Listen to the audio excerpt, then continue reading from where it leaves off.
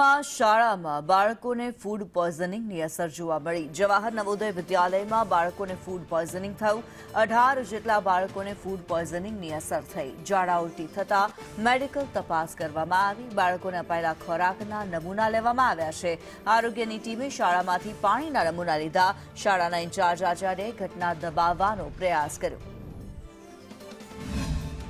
અને અત્યારે બાળકોમાં કોઈ પણ પ્રકારના કોઈ ઝાડાના કે ઉલટીના ચિહ્નો નથી અને પરિસ્થિતિ કંટ્રોલમાં છે।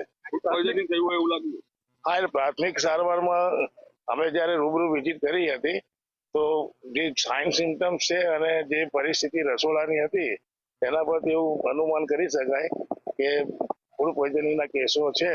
એ ફૂડ પોઈઝનિંગના કેસોમાં એવું છે કે 24 કલાક દરમિયાન એવો વધતા હોય 24 કલાકથી 48 કલાકમાં ઘટતા હોય એટલે हमारी टीम यहाँ 72 कलाक સુધી कार्यरत रहશે। स्पेशली क्योंकि गर्ल्स में एक भी गर्ल्स को कुछ भी नहीं हुआ, क्योंकि मैं गर्ल्स का हाउस मास्टर हूँ।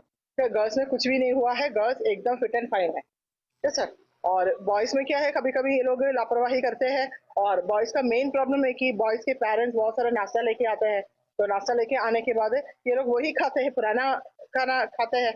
संडे को बहुत सारे पेरेंट्स आए थे और पेरेंट्स खाना देके गए हैं और वो खाना बच्चे संडे को भी खा लिया और मंडे को भी खा लिया। बाहर से भी खाना आता है, हमारे अंदर का खाने से नहीं है, हमारा अंदर से खाने से नहीं है, क्योंकि हम लोगों का अंदर का खाना बहुत ही हाइजीनिक